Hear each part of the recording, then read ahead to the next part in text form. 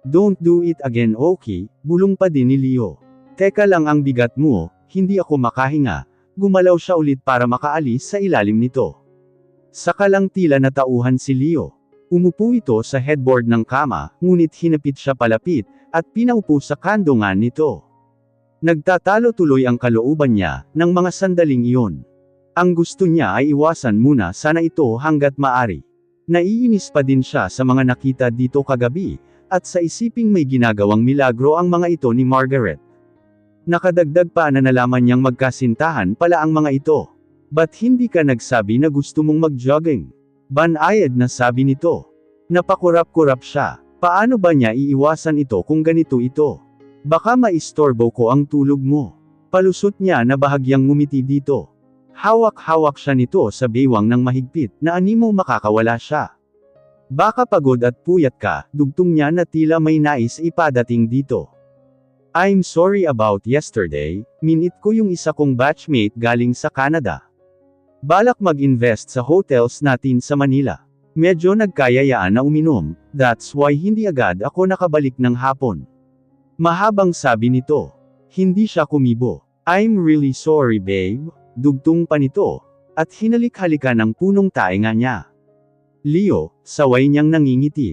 Alam talaga nito kung saan ang kilati niya. Nagagalit ka ba dahil doon ha? Ang mga kamay nitong nasa may tiyan niya, ay nagsimula na namang maglikot pababa sa kanyang puson. Leo, saway niyang hinuli na ang mga kamay nito. Ang bango mo babe, ngunit hindi ito nagpasaway, gumalaw ito at iglap lang ay nasa ilalim na siya nito, at nakadagan na agad ito sa kanya. Sinibasib siya agad ng halik na animo sabik na sabik sa kanya. Leo tanghaling tapat, bulalas niya na sinusubukang pigilan ito. Pero iba naman ang sinasabi ng kanyang katawan, na nakakapit na ang mga kamay sa leeg nito. And so, I miss you babe. Anas nito at tila nagmamadaling hinubad ang kanyang blusa, nang may angat ang damit ay agad na ginawa ang gusto nito. Tila nawalan ng lakas na napapikit na lang si Lindsay. Nadadarang na naman siya, at natatangay sa ginagawa nito. Leo, kusang gumalaw din ang kanyang mga kamay, para maglakbay sa buong katawan ng binata. Siya na ang kusang nagkalas ng butones ng pantalon nito, at binaba ang zipper, hinatak niya iyon pababa. Mas lalong naging agresibo ang binata. Nagmamadali nitong hinubad ang polo shirt, at binaba ng tuluyan ang pantalon. Saka hinhila ang short niyang suot, kasabay ng undies niya. Agad nitong sinobsob ang mukha sa leeg niya. Daing niyang tila mababaliw sa sensasyong nararamdaman. Wild ngayon ang binata, at mas nagugustuhan niya ang pamamaraan nito ngayon, ng pagpapasaya sa kanya. Ang bango mo babe, asal nito. Hinhila niya ito pataas, saka sinalubong ng labi ang labi nito. Ako naman gagawa, pwede, tila nahihiya pa siya nang ibulong niya iyon sa labi nito. Humiwalay sa kanya si Leo na tila nagtatanong. Imbes na sumagot, ay tinulak niya ito pahiga at siya naman ang nagtrabaho dito. Woo! Tumatawa na may amusement ang mga mata ni Leo, nang titigan niya ito doon. Bahala na sa isip-isip ni Lindsay. Basta ito ang gusto niyang gawin. Binaba niya ang mukha, at sinibasib ng mapusok na halik ang binata. Hindi niya malabanan ang pagnanasang umaatake sa buo niyang katauhan ngayon. Bumaba ang kanyang halik sa leeg nito. Sa may chest hanggang sa tiyan. Ramdam niya ang tensyon nito. Babe. Daing nito na nakahawak sa magkabila niyang baywang. Nang mahanap ng labi niya ang hinahanap, ay sinimulan niya muna itong anuhin. Lindsay, malakas na sigaw ni Leo. Hindi na gaanong mainit ang araw, nang dalhin siya ng binata sa resort. Pinakilala siya sa bawat empleyado bilang asawa nito. At natutuwa siya sa nakikitang reaksyon ng mga mukha nila. Lalo na yung dalawang babae, na nakita niyang nagkwekwentuhan kanina. Tila hindi siya natandaan ng dalawa. Mainit siyang tinanggap at binati ng mga ito. Ang ganda ni Ma'am Sir. Sabi ng isang staff na lalaki. Nginitian lang ito ni Leo, na naramdaman niyang humigpit ang hawak sa kanyang baywang. Pagkatapos niyon ay dinala siya nito sa mga cottages rooms, maluwag iyon na may pangdalawahang kama. Sariling CR computer table na may pang-isahang upuan, may bedside table na may nakapatong na mamahaling lampshade. Bukod doon ay fully carpeted ang sahig. Animo nasa isa siyang hotel na white and maroon ang kulay ng dingding at kisame. At may isang napakalaking flat screen TV ang nakasabit sa wall. Ang ganda naman. Bulalas niya. Lahat ba ng rooms ganito ang hitsura? Yup, sa kulay lang ng rooms nag-iiba. Sagot ni Leo na binuksan ang isang nakahang na mini cabinet, at kumuha ng isang bote ng champagne, at isang baso. Saka kinuha ang remote na nakapatong sa side table at pinindot. Maya-maya pa ay bumukas ang malaking screen ng TV, na halos sakupin na ang dingding.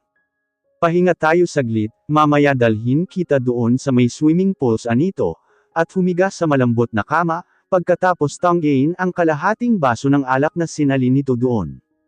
Nginitian niya ito at tinungo ang bintanang gawa sa salamin, at natatakpan ng Venetian blind, inangat niya iyon.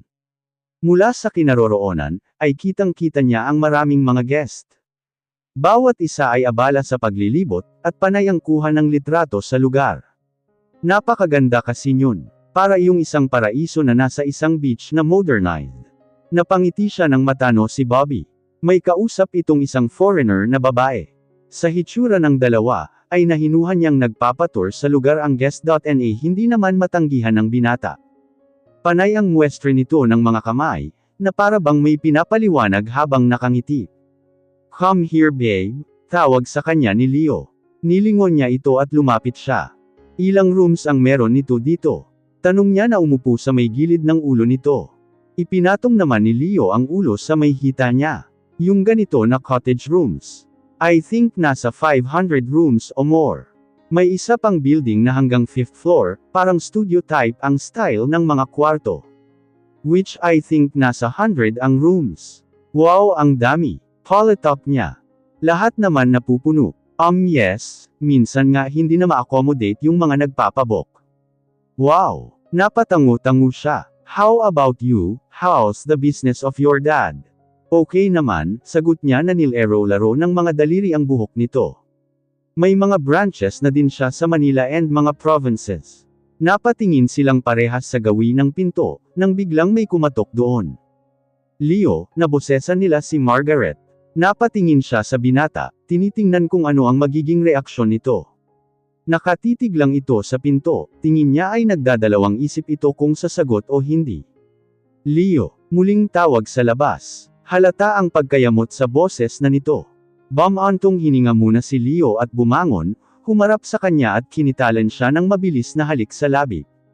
Just a second, bulong pa nito at tinungo na ang pinto. Hindi masyadong malinaw sa kanya ang pinag-uusapan ng mga ito, pero maya-maya ay sumungaw ang ulo ni Leo at may sinabi. I'll be back babe, hindi ako magtatagal, he said na tila nakikiusap ang boses. Tinitigan siya nito ng matiim.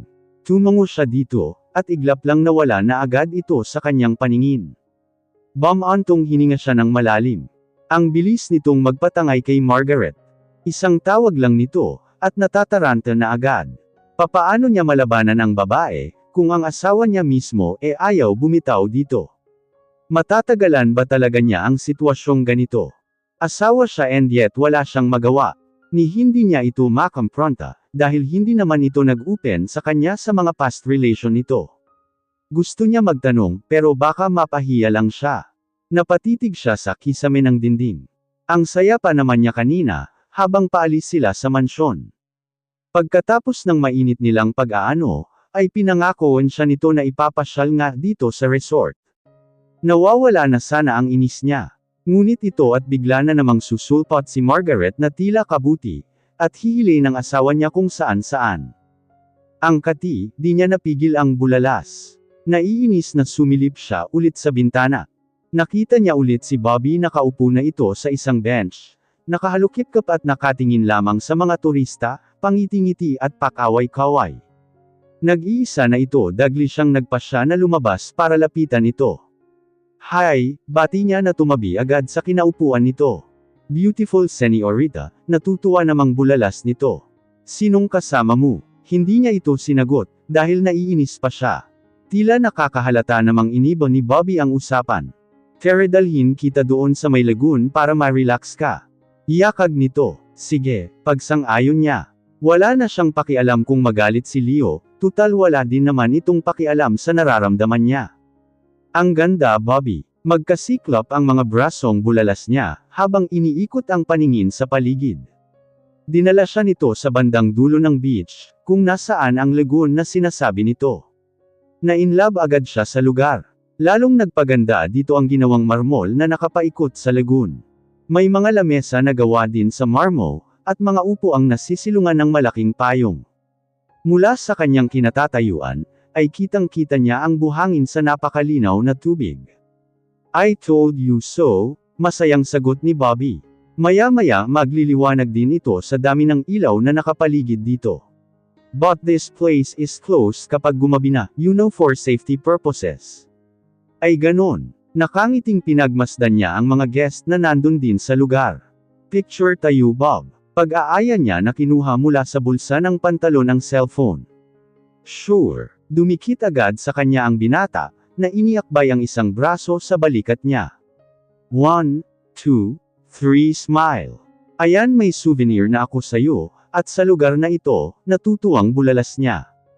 "Maupo ka doon sa may upuan, at kukuhaan kita ng litrato, magandang background ang papalubog na sunset." Ani Bobby. "Sige." Tila bata na tuwang-tuwa siyang tumalima sa sinabi nito. Pagbalik niya sa Manila ipapakita niya ito kay Michaela. Medyo madilim na nang bumalik siya sa cottage na pinuntahan nila. Naghiwalay na sila ni Bobby, na mauuna na daw umuwi, tutal ay kasama pala niya ang asawa. Andap-andap ang kalooban niya. Nang nasa harap na siya ng pinto. Nandoon na kaya ito, o hanggang ngayon ay magkasama pa rin sila nung Margaret na yon? Parang gusto niya tuloy pagsisihan ang ginawang pagtanggi sa alok ni Bobby, na isama na lang siya pag-uwi kanina. Kinapa niya sa bulsa ang susi ng kwarto, at pinasok iyon sa serradure ng pinto. Bumukas naman agad iyon. Nakita niya ang binata na nakahiga sa kama. Hubad baro at yung pantalon lang na gamit nito kanina ang suot. Nakatagilid ito patalikod sa pinto, kaya ang maskuladong likod lamang nito ang kanyang nakikita. Kanina pa ba ito doon? Baka nainip sa kakahinte sa kanya, kaya nakatulog na lang. Napansin niyang wala ng laman ang bote ng alak, na iniinom nito kanina. Nakatamba iyon sa sahig. Nakangiting linipitan niya ito. Para mapahinto lang nang makita na may katabi pala ito, at walang iba kundi si Margaret. Nasa hinuha niya, ay walang saplot sa katawan, dahil nakabalot ito sa kumot, habang nakayakap dito ang tulog na si Leo. Tila mahimbing din ang tulog nito ng babae. Naanimo mga pagod. Bigla siyang napaatras. Tila gustong manlaki ng ulo niya sa nakikita, seryoso ba talaga ito? Ganito ba ang eksena kapag laging magkasama ang dalawa na ito? Kung may relasyon sila, ba't pa siya pinakasalan ng binata? Napatikip siya sa bibig, para di lumabas ang hikbing gustong umalpas sa lalamunan niya. Napaatras siya, at biglang lumabas ng kwartong iyon. Tumatakbong tinaluntan niya ang daan, na pinasukan nila ni Leo kanina. Secret passage pala yun para sa member ng family ng mga Vials. Kaya pala hindi siya sinito nang pumasok siya doon kaninang madaling araw. Bagaman madilim na ang paligid, ay may ilaw naman sa daanan papunta sa mansyon. Kahit naman siguro walang ilaw. Wala siyang pakialam, ang importante sa kanya ay makaalis siya agad sa lugar na iyon. "Good evening ma'am," bati ng gwardiya, nang pagbuksan siya ng gate. Tila nagtataka ito ba't siya nag-iisa. Tumungo lang siya at dirdiretso sa loob ng kabahayan. Pumasok siya agad ng silid, at inimpake ng mabilisan ang mga damit. Pasok lang ng pasok ang ginawa niyang lagay. At nang matapos ay kinatok niya ang kwarto ni Bobby. "Bob," tawag niya. Maya-maya ay bumukas iyon, at linuwa ang parang kakaidlip lang na binata. Nagulat ito nang makita siya. Lalo na nang makita ang maletang dala-dala niya. "Anong nangyari?" Nagtatakang tanong nito. "Please ihatid mo ako sa pinakamalapit na bus station ngayon din." Kahit anumang pilit niya, ay hindi niya mampat ang luhang tulo ng tulo sa kanyang mata. Nakita niya ang biglang pag-aalala sa anyo ng binata. "Ha? Please Bobby, saka na ako magpapaliwanag," humihikbing pakiusap niya. "Anong ginawa sa'yo ni Leo? May ginawa ba siyang masama?" "No, hindi, wala. Basta ihatid mo muna ako ngayon please." Hinawakan niya ito sa braso, nang akmang susugod sa kwarto nila. Iniisip marahil nito na nandoon ang binata. Napatitig sa kanya si Bobby na tila naguguluhan. Nang makita ang determinasyon sa kanyang mukha, ay alanganin itong tumango. Tara, sabi nito na kinuha sa kanya ang kanyang malita, at humakbang na. Pinahid niya ang luhang muling tumulo sa kanyang pisngi, ilang minuto na lang at magliliwanag na. Ngunit hindi pa din siya dinadalaw ng antok. Madaling araw na nang makarating siya ng Maynila. Matapos siyang ihatid ni Bobby sa sakayan ng bus. Hindi ito nagtatanong, ngunit batid niyang nakikisimpatya ito sa kanya ng mga oras na iyon. Yinakap pa siya ng mahigpit, bago siya sumakay sa sasakyan. Sabay sabi na tawagan daw ito, kapag handa na siyang magsabi ng problema. Hindi siya dumiretso sa bahay nila, sa halip ay sa kondo niya siya tumuloy. Magtataka ang kanyang daddy, kapag makita siya dahil hindi pa natatapos ang araw ng bakasyon nila. Hindi niya alam ba't siya nagkakaganito. Kung bakit niya iniiyakan, at ba't siya nasasaktan ng ganito. Hindi naman nilanggit sa kanya na dating magkarelasyon ang dalawa, bukod doon lagi niyang nakikita na nakalingkis sa asawa niya ang Margaret na yun. Kaya ba't siya nag-iinarte ng ganito? Marahil iba na siguro, kapag mahuli mo na mismo ang pagtataksil ng asawa mo. Pagbibigay katwiran niya sa sarili. Pero siguro mas tamang sabihin na aminin na lamang niyang mahal na niya kasi ang asawa, kaya siya nasasaktan ng ganito. Umasa siya na magiging maayos ang pagsasama nila. Naramdaman naman niyang ang binata din mismo ay bumait sa kanya. Lalo na nang malamang nitong malinis siyang babae. Hindi lang siguro nito mabitawan si Margaret, dahil hanggang ngayon ay mahal pa rin ito ang dating nobya. Hindi niya kakayanin makipagkompetensya, kung sa umpisa pa lang ay tagilid na talaga siya. Sa ngayon gusto niya munang mapalayo dito. Hindi pa niya alam kung anong mangyayari sa kanilang pagsasama, pero ang sigurado siya, ayaw niyang may kaga dito. Halos ilang linggo na din ang nakalipas, pero hindi pa rin siya umuuwi sa bahay nila. Nagkausap na din sila ng daddy niya. Bagaman nag-uusisa ay hindi na ito nagpumilit pang magtanong, kung ano ang nangyari sa kanila ni Leo. Si Bobby nakausap na din niya, nangungumusta lang, at hindi naman ito nagtatanong na sa kung anong nangyari dati. Nabalitaan niyang umuwi muna ito ng Palawan, para bisitahin ang mga magulang. At si Leo, wala siyang balita. Kung gugustuhin naman siguro nito, ay pwede siyang makontak nito. Pero marahil hindi ito interesado na ayusin ang problema nila, kaya hindi ito gumagawa ng paraan para makausap siya. Na pinipilit niyang itanim sa utak niyang mas makabubuting huwag muna sila mag-usap. Tutok siya sa pag-aaral ngayon. Dahil patapos na nga ang klase nila. At sa isang araw na nga ang kanilang graduation. Gaya ng inaasahan, nakuha niya ang pinakamataas na parangal sa buong batch nila, kahit papaano ay nakakapagpagan iyon sa pinagdadaanan niya ngayon. Aminado siyang na-miss na niya si Leo. Pero kailangan niyang tikisin at pigilan ang sarili, para na din sa ikakabuti niya. Kumusta ang maganda kong madam, bati ni Juanita nang mapagbuksan niya ng pinto. Nginitian niya ito. Pasok, ano na naman yang mga bithit mo? Tanong niya na inginuso ang dala-dala nitong dalawang plastic. Syempre ma'am, mga prutas at mga pagkain, baka wala na kayong makain, pagbibiro nitong sagot. Wow, sweet naman ni daddy. Hindi pa nga halos nababawasan yung dinala mo dito last week. Okay lang yan ma'am, ayaw ni sir na magutuman ka. Napalatak ito nang may maalala. Nako kukunin ko pala yung isusuot nyong toga at damit bukas, naiwanan ko yata sa kotse, wait lang ma'am. Palem nito na nilapag saglit ang mga dala-dala sa may lamesa. May service ka? Tanong niya. Ay opo, pinahatid ako dito ni daddy nyo, wait lang ma'am ha, anito at lumabas na. May sariling terrace ang kanyang kondo, kaya naisip niyang silipin si Juanita, kung anong sasakyan ang pinahatid dito ng daddy niya. At dahil nasa 4th floor lang kinaroroonan ng kanyang kondo, sa harap mismo ng entrance, kaya kitang-kita niyang kumatok si Juanita sa kulay itim na sports car. Bago yata iyon sa kanyang paningin. Bagong bili ba yun ng daddy niya? Tila napansin siya ni Juanita, dahil tumangala ito sa dako niya, kumaway ito na ginantihan lang niya ng ngiti. Maya-maya pa ay bumukas ang pinto niyon, at tila may inabot ang nasa loob na kahon kay Juanita. Nagmamadaling pumasok ulit sa loob ang kasambahay. Sinipat muna niya ang sasakyan, umaasa na makilala ang nasa loob niyon, ngunit dahil tinted iyon ay malabong makita niya yon. Pinasya niyang bumalik na lang ulit sa sala, at hintayin si Juanita. Ang ganda mo naman besye, ang galing-galing pa. Bati sa kanya ni Michaela, nang salubungin siya pagbaba sa stage. Malakas pa din ang palakpakan ng mga nandon. Kakatapos pa lang niyang magbigay ng kanyang speech bilang summa cum laude. Habang nasa stage kanina, ay tila may nahagip ang kanyang mata na pamilyar na balto, ngunit nang tingnan niya ulit ay nawala na ito agad. Marahil guni-guni lang niya iyon, na akala niya si Leo ang kanyang nakita. Pinilit niyang ngitian ang kaibigan. Thank you, ikaw din naman ang ganda mo, balik puli niya dito.